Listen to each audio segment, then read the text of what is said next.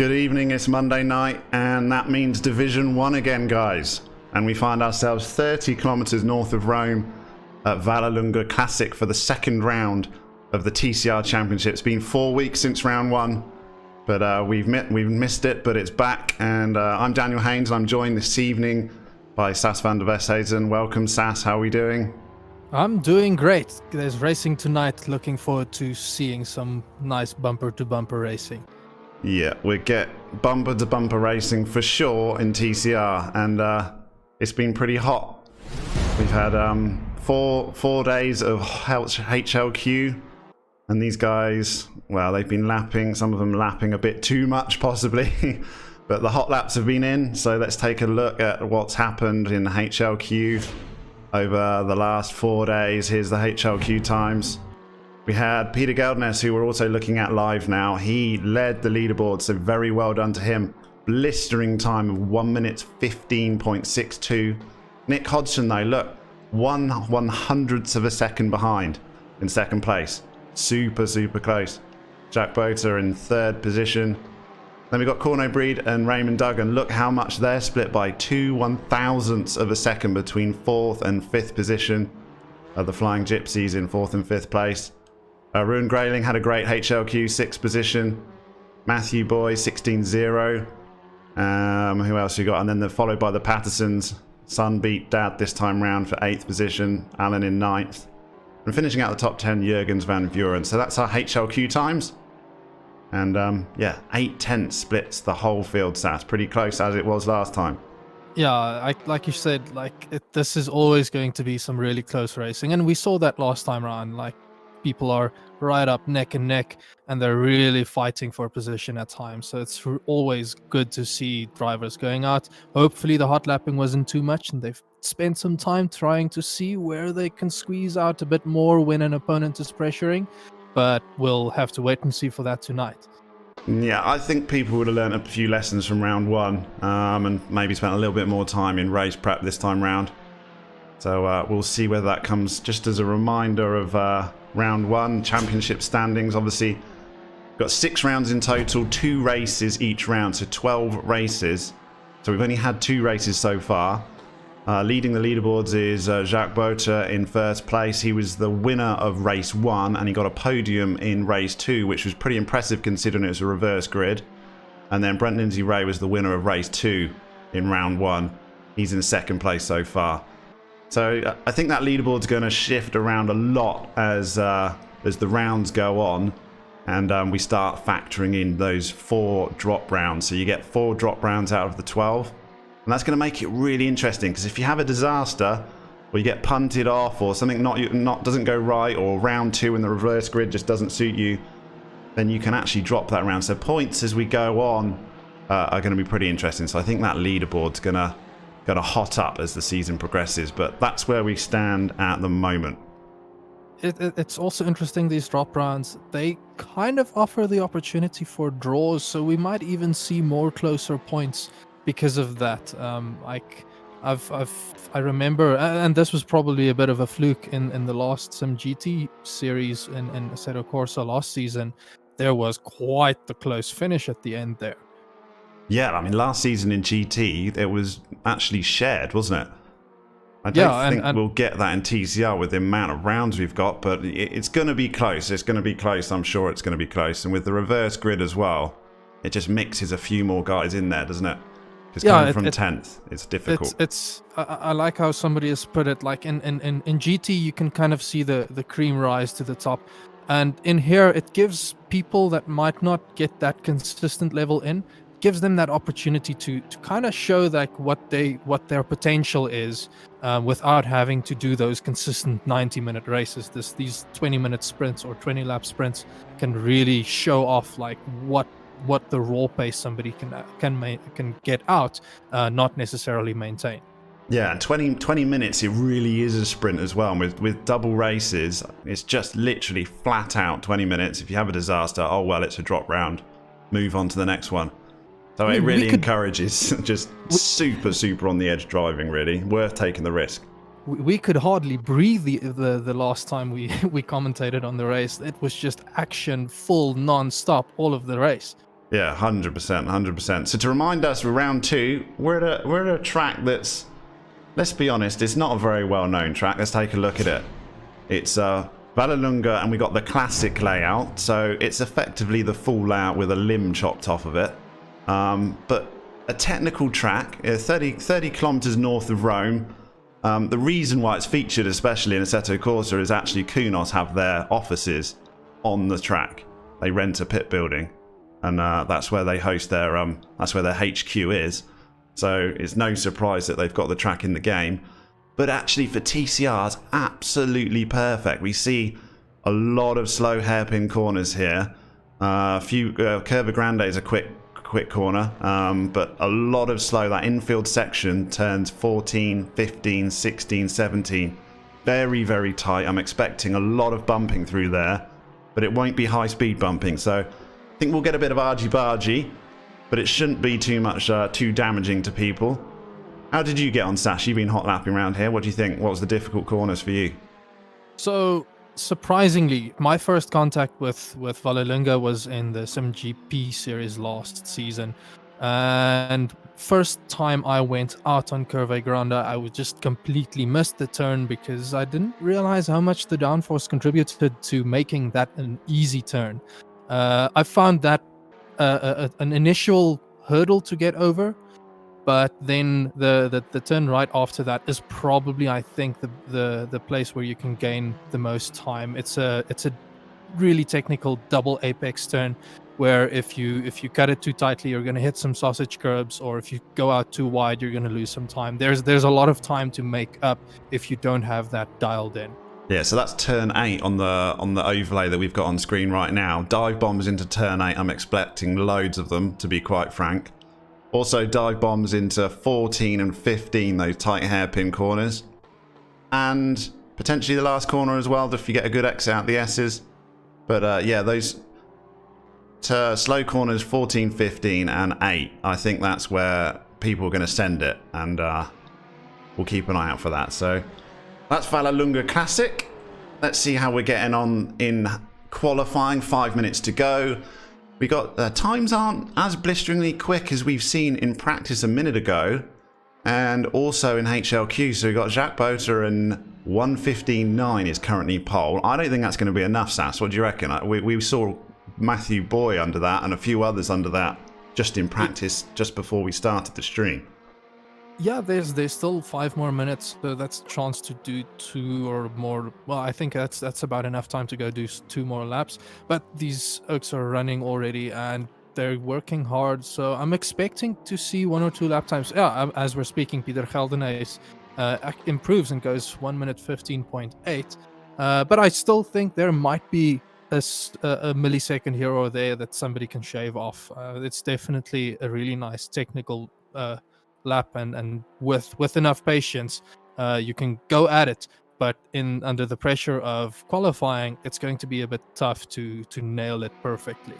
Yeah, I agree with you. And I think, yeah, we've had HLQ where you got 4 days to set a time. Here you've got 15 minutes, and the pressure is certainly adds a little bit, just a little bit of nerves in your pedals. And we're seeing guys not quite matching their HLQ times. So it might be that Peter Geldenhuys has done enough with the 1:15.879 for pole. But Nick Hodgson's been up on his delta, but hasn't been able to finish a lap. He's on an out lap now, so we'll keep an eye on him and check back to him later. Have a look at a few of the other fast guys. Nice to have Wesley Ferrant back on track.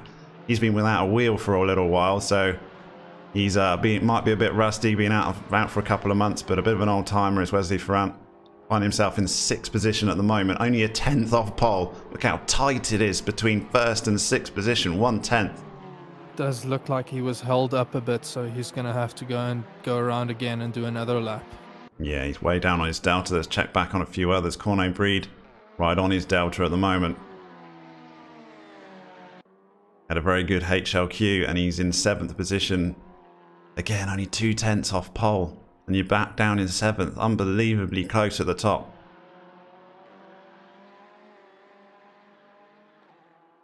Corne's gained a little bit on his delta. He's just almost a 10th up. You think it's only a 10th, but that's enough to possibly, if he can keep this to the end, jump him a few places. quickly looked through. There's lots of people on an out lap now, so they're trying to possibly go out and get a last lap in.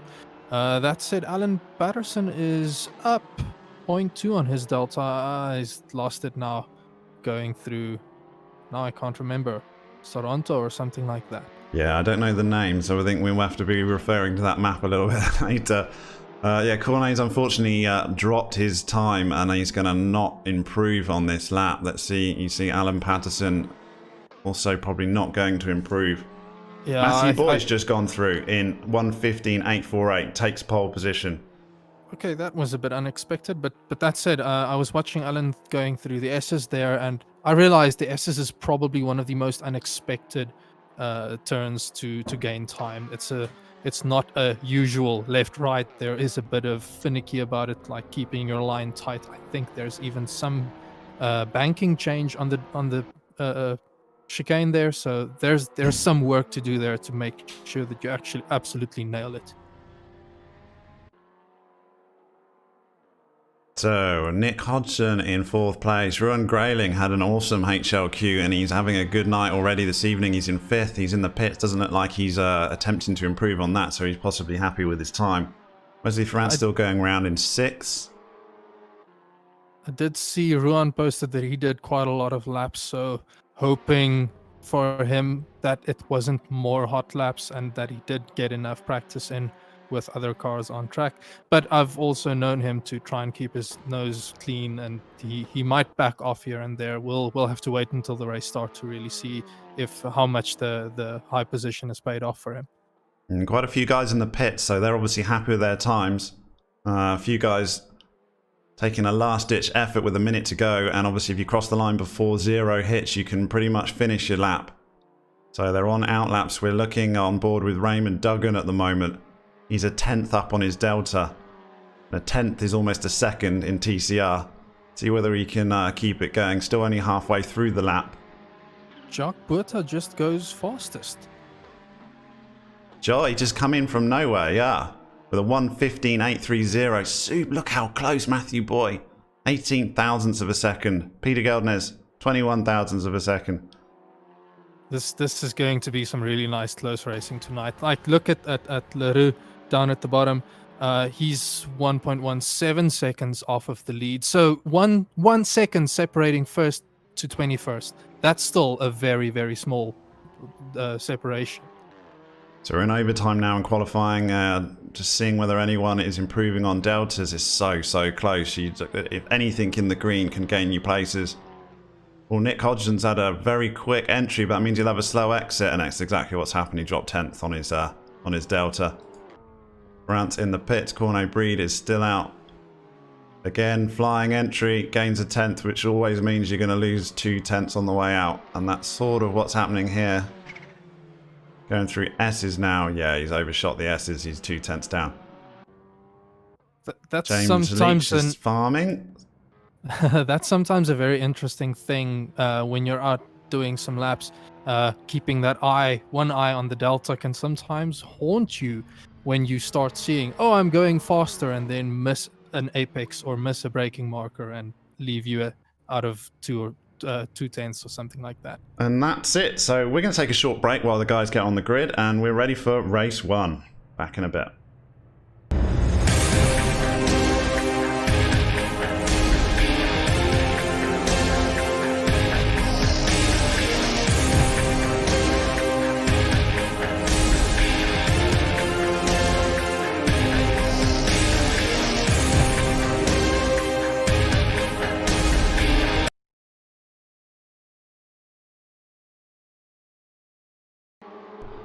We've had to cut guys back to the action because there was no cooldown there. We're straight into it, and we got Matthew Boy and Jacques both are fighting out in 3rd place.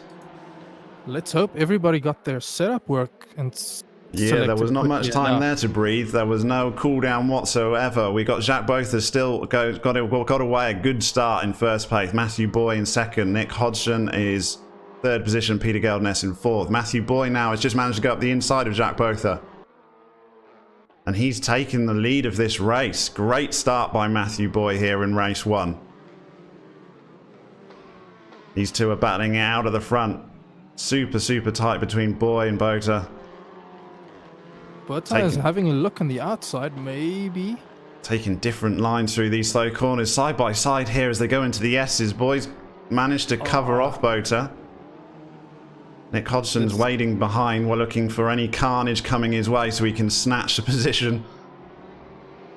Some movement lower down in Duggan and Leach. Looks like Raj Paul has dropped into 12th place, so he's made a mistake. And Ferrand is taken over from Peter Geldenez. Peter Geldenez is very, very tight, though, behind Wesley Ferrand as they go through Curva Grande.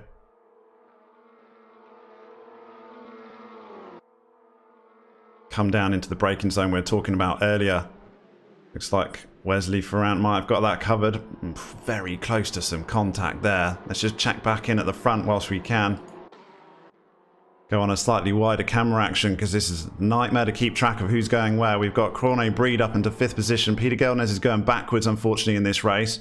Very, very wide there from Matthew Boy. Very wide. Might have got away with it, but I think he's had a bit of a punt on Jacques Botha. Almost punched him through on the inside, and he's managed to take 1st position in this race. Boy made a mistake and went wide. Nick Hodgson gave him a bit of a tap and actually helped Jacques forward. It's amazing how they're keeping it together, though. If a bump like that from behind can sometimes really hurt you, almost just spin you around. Yeah, this one seemed to actually accelerate him, so he wants to give Nick Hodgson a bit of a thanks for that one. It made him pass his own teammate, though. We've got Corne Breed's having an awesome race. He's up into 4th place, gained another position over Wesley Ferrand. This is some proper shoulder rubbing by everybody tonight. Corne Breed is certainly a flying gypsy because he's up into 4th place. But look how tight it is behind Wesley Ferrand and Peter Geldenez. Geldenez and Ferrand are super, super close here as they come into the braking zone down at the bottom. We're talking at Corne Breed's he's on a mission up into 4th place. Very well done. Jacques Botha, in the meantime, just checking in with our leaders. Managed to pull his legs from Matthew Boy in 2nd position. And Nick Hodgson comfortably in 3rd. I say comfortably. Corne Breed is a man on a mission here. He's got his lights on. And he'll be in the rearview mirror of Nick Hodgson. Properly on the rear there. He's even trying to have a look if he can maybe just slide it in and get the overtake. Yeah, super, super close here. So just a reminder for everyone, round 2, the top 10 will be reverse grid after 20 minutes. We've got a 20-minute sprint race. We're already 4 minutes through. And then we're going to flip the grid. So if you finish in 10th, you'll start in pole. So that's going to make it super interesting. Corne Breed up the inside.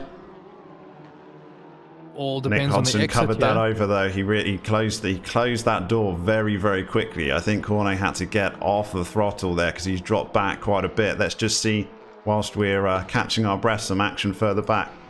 How's Raymond Duggan getting on? He's on his own. Alan Patterson in 11th position, also on his own. Starting to spread out the field a little bit here. Here we got some action, though. Stanley Venter against Regan van Vuren. Van Vuren's off. He's took a trip across the grass. And we've got Raymond Duggan turned round as well. Raymond Duggan's turned round, unfortunately, so he's losing places. He's waiting for that clean entry back onto track, it seems. Jurgens van Vuren's back on track, but he's down in 14th position. Raymond Duggan's dropped to 16th place. Let's just check back in. Raymond Duggan's still going down. He's in 19th, so it's just unfortunate to him. We didn't quite catch exactly what happened to him. Corne Breed is still holding position in 4th, but he's just dropped off the pace of Nick Hodgson, and now just starting to get under pressure from Wesley Ferrand.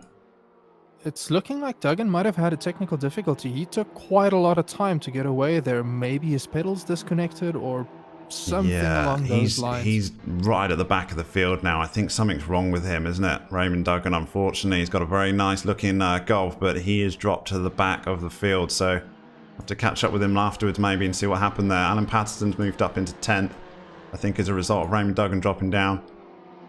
Stephen Sparks in 7th position we're with now, but bit of a few gaps forming now, so we're just trying to hunt for where the places are. Still very tight between Nick Hodgson and Corne Breed. Wesley Ferrand is really on the back of Brett there, it seems. Yeah, and I see Nick Hodgson is right up the back of his teammate as well in Matthew Boy for second and third position. Very, very close between these two. Matthew had such a good start. It was unfortunate that he went wide, and it looks like he's going wide again. Yeah, there's different lines through those slow corners though, isn't it? And I think these two are taking them. There's several ways. Or we might have the undercut here from Nick Hodgson. No, we got Cornet Breed's lost a place back there to Wesley Ferrant in the background. So he's dropped back into 5th position. Wesley up into 4th. He's been off for a couple of months, but he hasn't lost his speed, has Wesley Ferrant. Great first race back. Nick Hodgson is these point-blank cars. I don't think these two are going to take too many liberties with each other. I'm not expecting Nick to suddenly make a dive bomb on his teammate, so have to be a cut-and-dry pass. For last thing you want to do is take your teammate out. Yeah, and these guys do have the discipline to make sure that they get a clean pass, and they'll definitely push one another really hard to do to get the best out of one another. But they will ensure that they have some clean racing. It does look like Nick Hodgson is putting up the move. They're side by side. They are indeed. There they go. Nick Hodgson is slipped it up the inside. He runs wide a bit there, but he's got the position. Yeah, it's a good move. I think plenty of respect there given by his teammates. See whether we can grab a replay of it. It does look like Nick Hodgson is putting up the move. They're 2 point-blank racing cars they side by side. Nick Hodgson takes it. Nick Hodgson is slipped it up the inside. He runs wide a bit there, but he's got the position. He's putting a lot of pressure on the back of him, so it might be interesting to see if he can pull it through. There has been a lot of movement. It's unfortunate. I think he qualified 6th, and he's now down in 12th. I saw some spins at the start, so not quite sure what happened there. Yeah, riding on board with him now as he's up Raj Paul, right up behind him. Very, very close between these two. But yeah, Grayling's obviously a man slightly out of position from his lap time. So yeah, he's gone backwards and he'll be keen to try and gain a couple of places. Remember, 10th position, super, super important. Your last thing you want to do is come 11th with a reverse grid. Gaining pole. That's a bit of a dive. He's up the inside. Is it going to be stuck? Is going for the undercut. Is Raj Paul. He's now take the inside line. Oh, I think the sausage curb just got him in trouble there. So that's a move made. But he's chasing down Alan Patterson to try and get that pole position in round 2. That said, Alan is making a move on the near leech, and he gets it done. Hopefully he can keep it together at the hairpin. Yeah, Alan's got the inside of this hairpin, so I think expect this to be done unless Leach can undo the undercut on him. He can't. So through the S's, Alan Patterson is moved up into 9th position. It looked like Alan was just hesitating on the apex there to try and block Leach. Yeah, you're coming on a slightly awkward angle as well, isn't it? So it's probably not what you're used to, but once you know you've got the inside line, you can just cover it. In the meantime, the fighting between Nick Hodgson and Boy has left Jacques Bota to just drive off in the distance. Winner of race 1, round 1. Looks like he's got race 1, round 2 in the bag as well. 10 minutes to go, but at 3.8 seconds in TCR, that's a big lead. Nick Hodgson's trying to track him down. He's managed to, looks like he did have the speed over Matthew Boy because he's pulled a gap already that's 1.7 seconds. Matthew Boy did have to deal with Ferrant at the back of him, so I think he's also losing some time having to fight more people. We've got Ferrant really catching up Boy now, and Cornet Braid is right up there as well, so Matthew Boy's struggling a bit here. He's losing time. He's locking up quite a bit, even though that's the inner back left, well, the inner back wheel. I've found it's really difficult to keep that wheel planted on the ground with how soft the suspension on these cars are and how much they tilt. But that might also just be me not really knowing how to set them up. Yeah, but I don't think on a track like this with so many corners, big sweeping hairpins, you can do much about tyres overheating. So that might be the case, certainly with Boy. He's just dropped back. He's managed to get a bit of a clean section now. We've seen him stretch again. So it's not as tight as it was. But let's just go back at some more gaps. Peter Geldeners is closing up on Cornet now. Cornet was such a good start. Raced through the field and managed to get up into 4th position. He's also now struggling in the second half of this race. So I think in tyres, it's got to be tyres.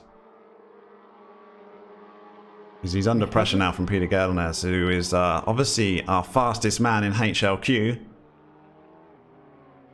We also haven't seen anybody pit yet, so it does look like everybody managed to get their setup sorted. Oh, and a bit of a tap there. Ooh, keeps it together. That's what's good about this layout. It's these corners are so slow that a bump's not going to suddenly fly you off. We're not talking high-speed GP here. So it goes so well with the TCR formula. Tight, technical, but not too damaging.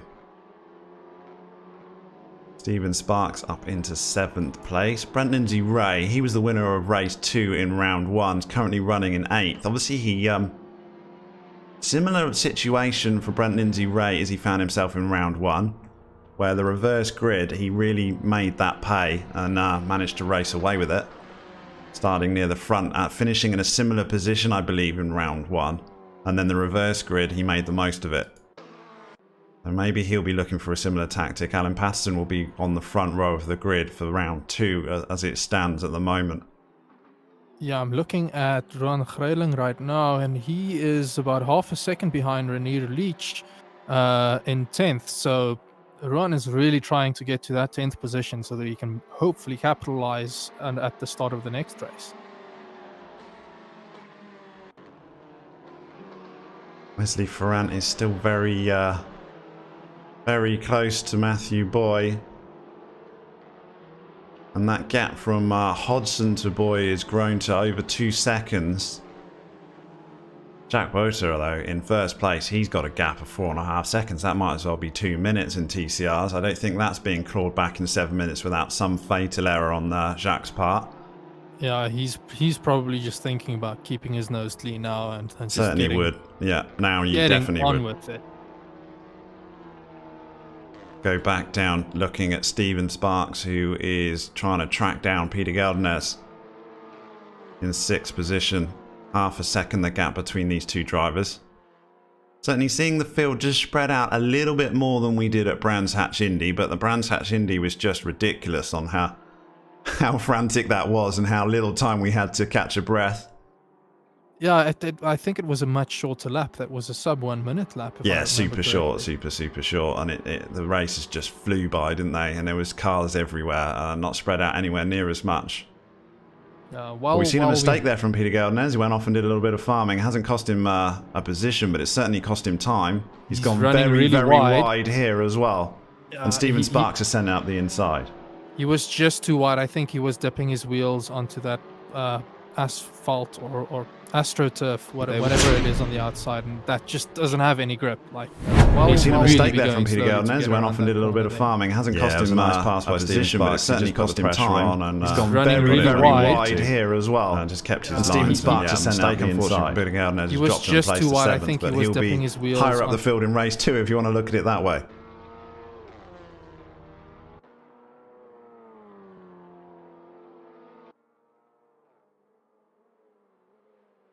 So we've got Wesley Ferrant is the closest gap on track right now behind Matthew Boy. Matthew Boy seems, Wesley Ferrant fully locking up there.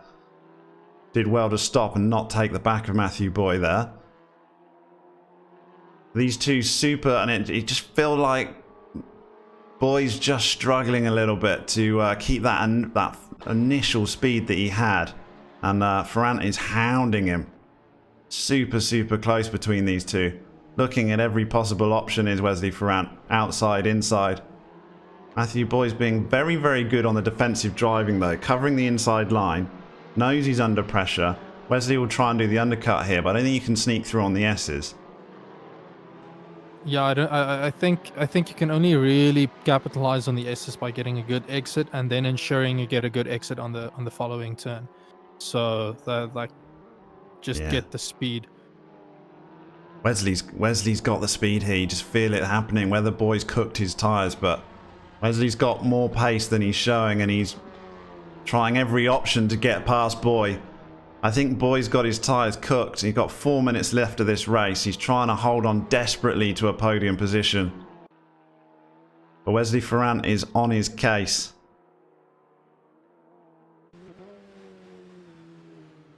We look on the outside. Wesley Ferrand went a bit wide there. Let Boyd just sneak away a little bit.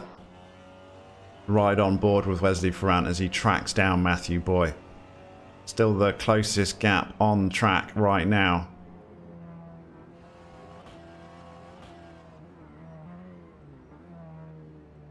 Sorry, just quickly looking at the comments, it's sounding like our replay is playing back our voices as well, Dan. Ah, okay. Speaking of the comments there, I'm quickly going to say hello, Jason and Peter Greiling. Seeing Bad Intense there, I can't remember who that is. I think Rob Walker is there, Waldo Swigger, Bruce Merriweather, and Dirk Brandt, and then Black Widow Racing. I think that might be Zander, Endrin Govender, Henry Rue, Mike McGear, Mark Hansen. Hello, everybody. It does look like Ferrand now has the pace. He might be able to put the move on the next turn. Yeah, he's been close and there or thereabouts, and just not quite enough, really. It has been looking like Boy has got this turn down. That's a good turn in. Boy's just super good on the defensive driving. He's covering the inside line on every one of these slow corners and frustrating Wesley Ferrand behind.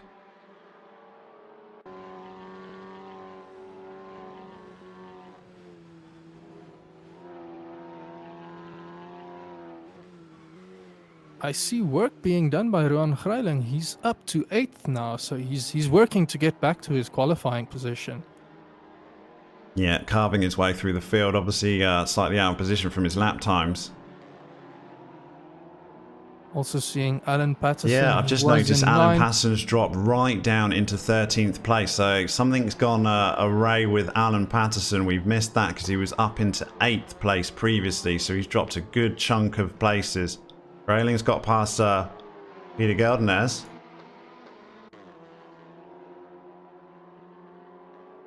Geldenez has dropped down into 9th place. Ruan Grayling is now in 7th. Let's just check back on the... I think these Ferrand and Boy are going to end up battling it out for the rest of this race. Only just under 2 minutes to go in this round, first race of round 2. Matthew Boy's desperate defensive driving covering the inside line. Wesley Ferrand's not finding a way through, unfortunately.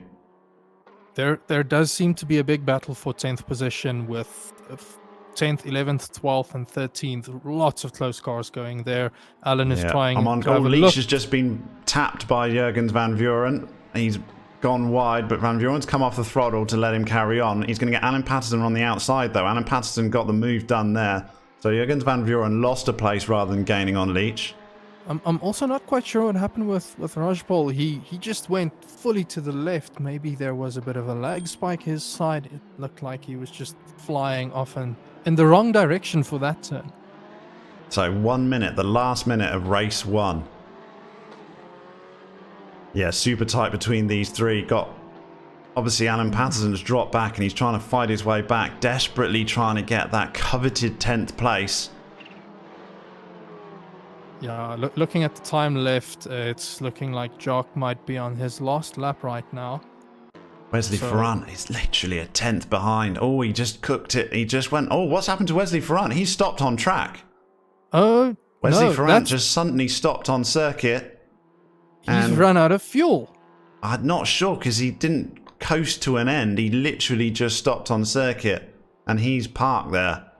So I think he's had a disconnect and he's gone back to pits. He just jumped back to pits. So that's super unfortunate for Wesley Ferrand. He was having an unbelievably good race, fighting for a 3rd place. I think Matthew Boy is going to be quite relieved. Very, very good defensive driving, has to be said, by Matthew Boy. So we've got Jack Botha, the leader of this race, is on the final lap. And he's going to come through. And he's going to take the win of race 1 here, the Vallelunga Classic, in round 2 of the TCR Sim Race South Africa Championship. He's pretty chuffed as he comes across the line. It's a great win. Jack Botha, he's got 2 wins under his belt. Nick Hodgson's come through for 2nd place. Always consistent is Nick Hodgson. Matthew Boy's going to be pleased with his defensive driving. Did very, very well to take the podium place. And Cornet Breed, what a race. 4th position. Gained back his 4th place. with Wesley Ferrant dropping back. Stephen Sparks 5th. Ruin Grayling's going to complete in 6th place. Brent Lindsay Ray will take 7th. Peter Geldner's 8th. Leach 9th. Alan Patterson, he did get 10th place and he's off I celebrating. think that was in the last few corners. I was watching him and he was behind Jock, going still before the big hairpins, so he might have got some work done to get into 10th there. So that's round 2, race 1 completed. So now we're going to have race 2 starting up, and we're going to flip the field, well, flip the first 10. So on that calculation, I've got Alan Patterson going in pole. We'll have Leach in the front row of the grid, Keldenez and Brent Lindsay Ray on the second row. Then Grayling, Sparks, Breed and Boy, and then Hodgson and Botha will be at the back of the top 10 as they try and fight their way through the field. Botha managed to get up into 3rd place still in round 1. Let's see whether he can do the same this time round. Hopefully these guys get a tiny bit of a cool down. I'm too scared to go to an intro video because if there isn't one, we don't want to miss the start of the second race. It is now almost. I see some Peter Gelden saying he actually lost his force feedback halfway through. So that's something tough to deal with. Yeah, driving without force feedback would be very, very alien if that was the case. I'm not sure what happened to Wesley Ferrant though, eh?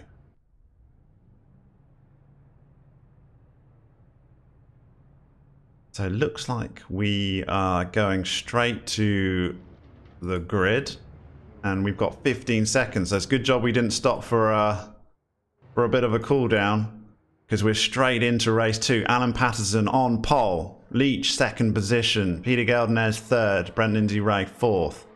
Lights out and away we go for race 2.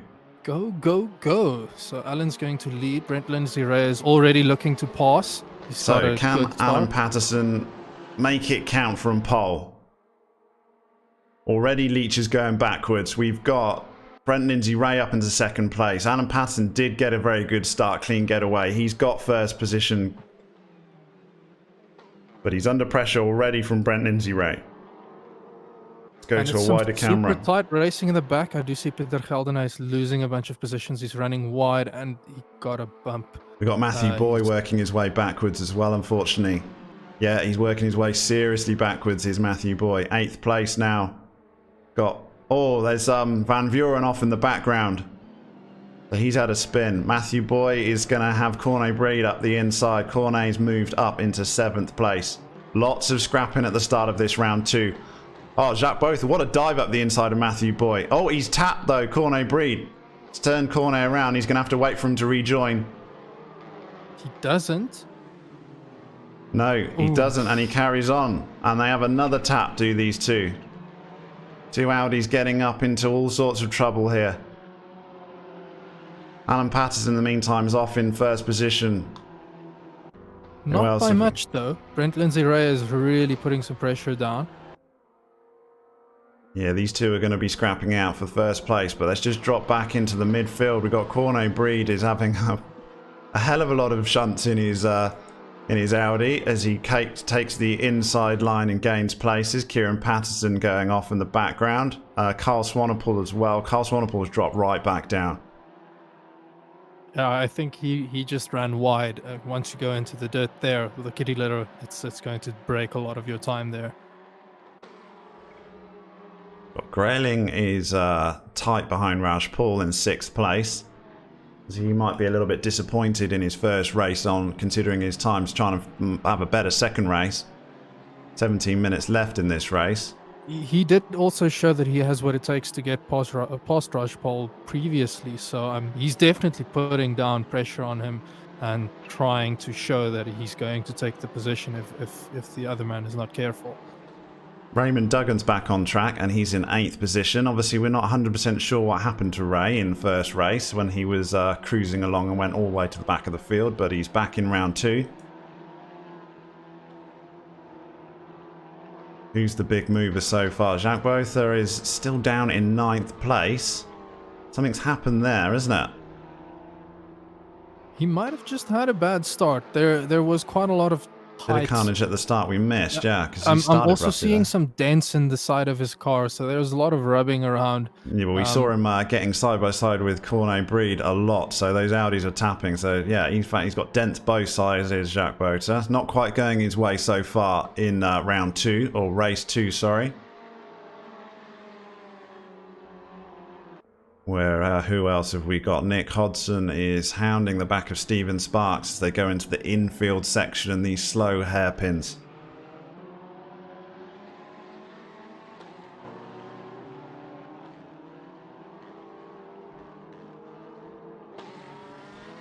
Yeah, this hairpin can really.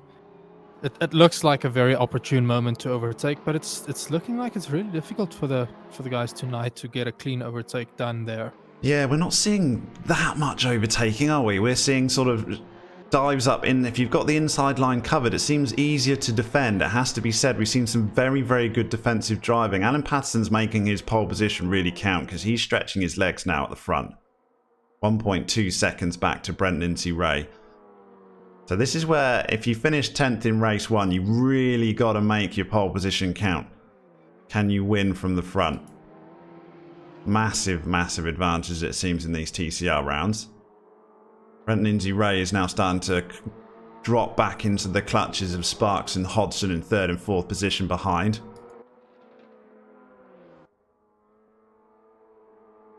Yeah, that is your biggest problem when you're constantly defending like this. You're losing time out of the guy in front of you. It can really cost you position if you then lose out. So good work on defending, but it does make it really difficult to then move up further up the field. We've had confirmation from chat that Wesley Ferrand actually had pedal issues. So super unfortunate for Wesley Ferrand. He does seem to break his equipment. He's broken his steering wheel. Might have broken his pedals now. You're not left with much else, Wesley. Might want to be a bit careful with your stuff. It sounds like he might have to invest in some proper pedals that. I think he has got some proper pedals. He had a proper wheel. He had my old wheel, but that didn't last too long. It's not Wesley approved, unfortunately. So let's go back. Raymond Duggan's up the inside here of Jacques Botha, or is it the other way around? Jacques Botha going up the outside of Raymond Duggan. Either way, these two are very, very close, side by side. Is Raymond Duggan and Botha. Into the braking zone, though. Raymond looks like he's given up the place. He braked early, didn't it? Jacques gone deep, though. Raymond going to come back at him. Oh, super close, side by side, these two. They're not giving in. I thought Ray had actually given the place in. That's not the case whatsoever. These two are going around the whole track side by side. Jack's got the move made now. Raymond Duggan's looking up the inside again as they go into the infield section. Oh, and he's got a bit of a tap there. Jacques Botha's just lost the back end, but he's managed to collect it. Cornet Breed's behind Raymond Duggan. The two flying gypsies racing together. Super, super close between these three. Kieran Patterson waiting in the background, wondering whether he can gain a few sneaky places if they get a bit of an incident. Looks like Jacques Botha's got that pass cemented and he's moved on up to 8th position. Yeah, we're going to have to see if Cornet Breed can do anything right now. He's trying to push hard. I'm seeing he's cutting into the S's, almost overturning his car as it bounces. Yeah, trying to take on his teammate catch up. These two were actually busy at the weekend with me. We came 3rd in the 6-hour Road America. So shout out to Raymond Duggan and Cornet Breed. That was a long Saturday evening until 3 o'clock in the morning. So now they're jumping straight into the action in TCRs. Up front, Nick Hodgson looks like he passed Steven Sparks there. Okay, let's see whether I've got him on board with Nick Hodson right now, and he is. He's up into 3rd place. In the meantime, Alan Patterson's got a 2.5 second lead. Obviously, show starting from the front without any worries and a clean track is a massive advantage in TCR. Certainly in this round. Nick Hodgson now trying to close up on Brent Lindsay-Ray. Very, very close. We saw Brent Lindsay-Ray made the most of his front row start in round 1. And he's doing exactly the same again here in round 2. Certainly a bit of a strategy there. If you can't finish first, finish 10th in race 1. But yeah, Nick Hodgson's had a solid though, because he got second place and he's looking cleared for a podium here, if not further up the field. So it's good points here for Nick Hodgson for the TCR Championship.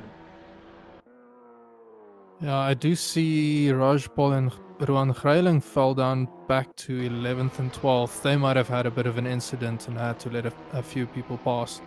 Yeah, because Grayling was up into, what, 6th, 7th place, so he's dropped right back down again. So it's just unfortunate in the races he seems to go backwards rather than forwards, does Rowan Grayling? Well, he did in 6th, so he didn't have a loss or a gain, I think, in race 1. So Bit of a recovery drive though, wasn't it? Yeah, he'll probably be hoping he can get a recovery drive done right now. But the time might not be enough, given that there's a lot of fast Oaks battling for 8th, 9th, and 10th right now. Wesley Ferrant's obviously got his pedals working again, but he's right back down in 18th position. He'll be very disappointed because he had such a good first race that definitely looked like a technical issue. His car just literally just stopped on circuit in race 1. Had to get it off the grid, but he was fighting for second place. Well, we had a car off in the background, a sim racing crew. Raj Paul is disconnected from the server. That's obviously what that was. Sharon Raj Paul is no longer featuring this evening in the last 10 minutes of race 2. Nick Hodgson, after getting past Steven Sparks, he is all hounding the back of Brent Lindsay Ray. He wants second place, does Nick Hodgson. Back-to-back second place would be an epic round. Again, though, cover the inside. Doesn't matter if you're a little bit slower. We saw Matthew Boyd really driving well and defensively in round race 1, covering that inside line. And we're seeing Brent Lindsay Ray doing exactly the same and frustrating Nick Hodgson behind. Yeah, one thing it's looking like to me. So when you defend, there's sometimes that hesitance on getting back on the throttle at the apex, which especially if somebody is following closely. It can get them that drive if they get on the throttle. Hodgson tried to force it back then, and now he's on the outside. But yeah, there was a bit of a hit between those two. But they're still going. But anyway, so you want to just give that pause because the guy following you, he kind of has to wait. Then if he gets on the throttle too quickly, he's going to run into the back of you. So it appears that the speed of these cars kind of facilitate that by design, given how slow they're going through the corners. They're not getting through a corner quickly enough that the person following can get back on the throttle and really gain position doing that. That's just the nature of touring cars, I think. They're just so close because you're on absolute flat out the entire time. Nick Hodgson's up the inside and he's made it on Brent Lindsay Ray. Can he stop it? He's been hit. He has. He's been turned about. I think he went in a bit too deep. And he didn't make the pass stick. Brent Lindsay Ray's got the position back. And now Hodgson is under pressure from his teammate Boy in a reversal of round 1. I think it actually was Boy pressuring Lindsay Ray there. And Hodgson was just we were riding on board with around. Hodgson. And he went up the inside of Brent Lindsay Ray. And then went deep into that Boy hairpin. and Jacques Wood are coming together at the back there. Yeah, Boy's just dropped back. Yeah, he's dropped right back, has Matthew Boy, so he's had an incident and he is off the circuit. We think he's involved with Jacques Boter, don't we? But I didn't see it. Were you on board with them? I didn't quite see what exactly happened. I just saw Boy spinning out and then suddenly losing a lot of positions. Yeah, I think Boy probably would have had a tap for that to happen, but we didn't catch it on stream. But that put Jacques Boter, at least for now, into 4th position.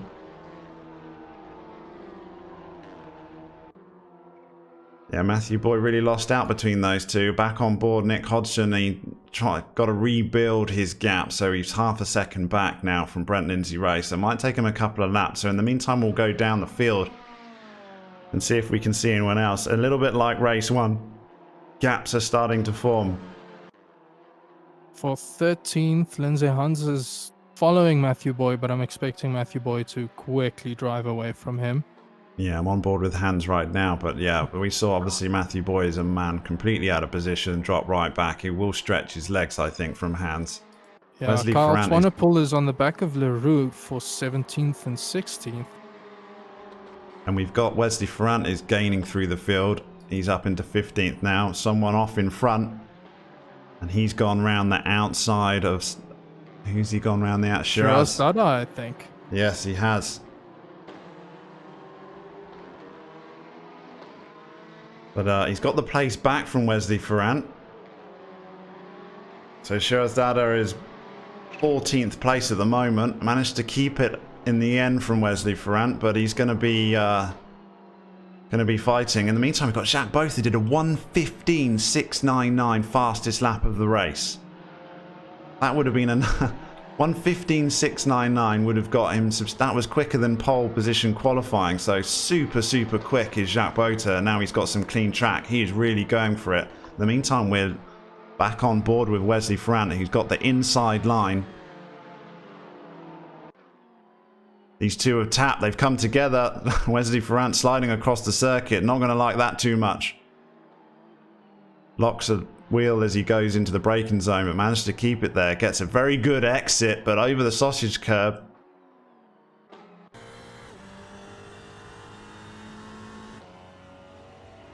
Riding on board now of Wesley Ferrant as he tries to track down He's having Shiraz. to work really hard for this position now. Yeah, he really is, but some very defensive driving by Shiraz Dada in front of him. Wesley Ferrant is all over the back, which is very similar to race 1, but different competitors in a different position. But he's trying around the outside. I don't think you're ever going to get around the outside of there, Wesley.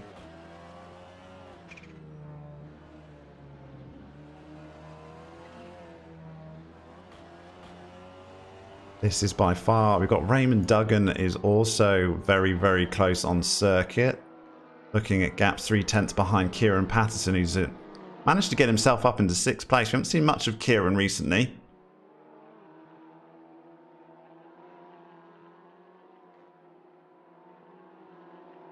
Ruan Grayling has also got a very tight gap, tracking down Stephen Sparks at 10th. No good finishing 10th in round 2. There isn't a race 3 with a reverse grid. Unfortunately, but there's still quite a lot of points just getting to the finish line of these races. Kieran Patterson has gone up a position. Raymond Duggan has had a bit of a behind with Stephen Sparks. No, it's Peter Geldnes. It was Peter Geldnes and Raymond Duggan that got mixed up together and ended up losing places rather than gaining them. Kieran Sparks and Ruan Grayling were the ones that won out of that. And now Ruan is trying to track down Sparks. 2/10 between these two. Grayling having a very good look up the inside. Super close though as they come round towards Curva Grande.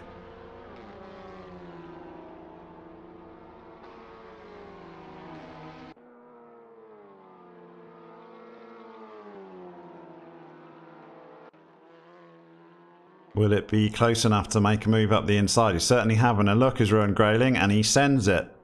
Can he make it stop? They come together and have a little bit of a tap. Box didn't defend there, and that might have been the mistake. But he does get a good drive out, so they're going to... No. He falls in behind, so... Well done to Ruan Grayling for getting that pass done.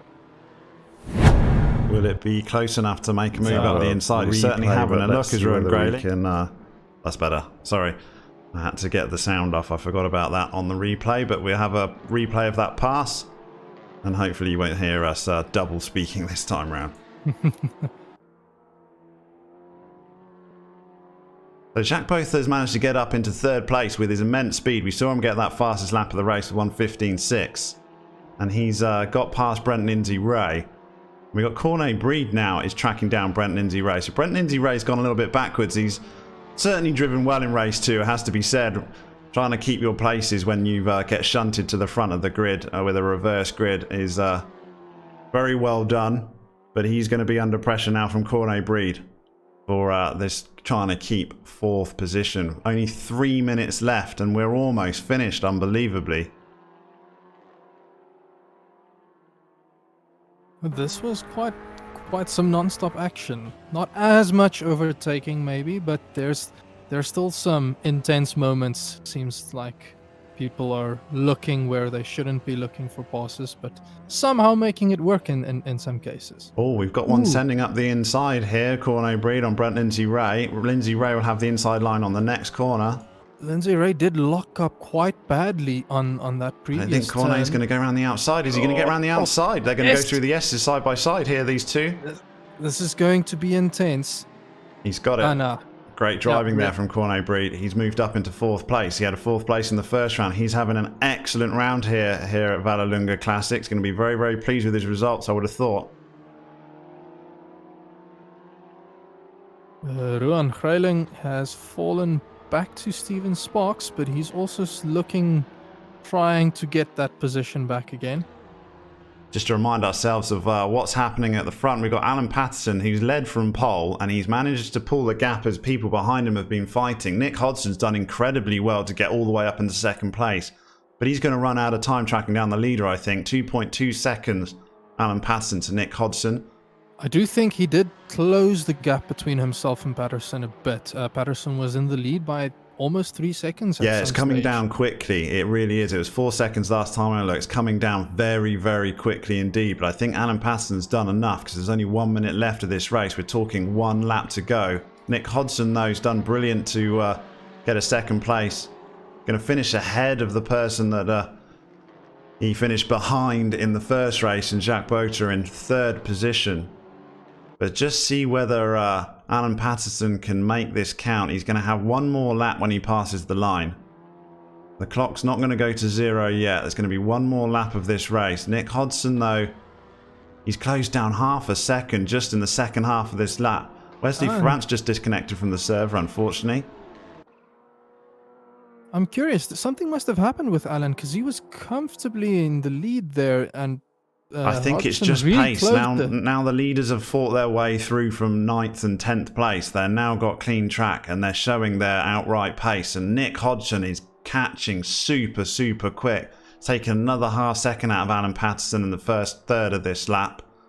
But I think he's going to run out of time. 1.2 seconds is a big lead. So unless Patterson's getting a bit wary with looking at relatives, just got to cover the inside line and he should have this race 2-1. If he can just be in the lead by the time he gets to the S's, he should have it done. Yeah, Wesley Ferrant USB disconnects in both races. Super, super unfortunate for him, so that's why he DNF'd. So we've got Alan Patterson's. Looks like he's got this done only just by the skin of his teeth to Nick Hodgson, who is tracking him down like man on a mission. He's got a second out of him on this lap. And go around the final corner, Alan Patterson relieved. 1 more lap I think he would have been had. Nick Hodgson is so, so close. But Alan Patterson has won race 2. Nick Hodgson in 2nd place. Jack Botha's going to get 3rd position. Cornet Breed, what a round he's had. He's got 4th. I think he's pretty chuffed with that. Brent Lindsay Ray comes through in 5th. Went backwards, but he did very, very well still. Kieran Patterson takes 6th place in race 2. Ruan Grayling 7th. Steven Sparks is coming across the line in 8th position. Leach 9th. Raymond Duggan in 10th place. So that finishes out the top 10. So, that's it, Sass. That went quick, eh? 40 minutes. My word, did that go quick. Yeah, I think the lack of rest in between races also didn't help for this, but that was fun. So, a reminder for anyone else, we've got Division 2, 3, and 4 on Wednesday night. If you want to join, then it's not too late. You can go to simracesa.co.za and you could be racing on Wednesday evening. And then next week, I think we've got GP, and then we're back with ACC and the GT Championship. Before we have another GP, and then before you know it, we're back in TCR again. So every single week we've got a race here at SimRace South Africa. If you want to sign up, don't delay, get in now. Plenty to look forward to. And I think we've had a very enjoyable evening here in Vallelunga Classic. And yeah, so the winners, Alan Patterson and Jack Botha, race 1 and race 2. And it's going to be interesting to see those championship standings. Unfortunately, we can't work those out. We've got such a little bit of time. It's trying to grab a breath, but we'll catch up as we go to round 3 in 4 weeks' time. There might also still be some race investigations that need to happen, but it looked like a much cleaner race compared to the last time round. So hoping that what we see here is kind of what we got for the standings. Yeah, 100%. So anyway, I think that's a bit of a wrap this evening, guys. So thanks for joining us, and we very much look forward to the next round. Please sign up if you want to become a part, and you too can be racing on Wednesday evening. But in the meantime, I'm Daniel and Sass. Thanks for joining me, Sass. Thank you for having me. It was fun. Brilliant, and we look forward to seeing you all again soon. Cheers, guys. Go well. Cheers, everybody.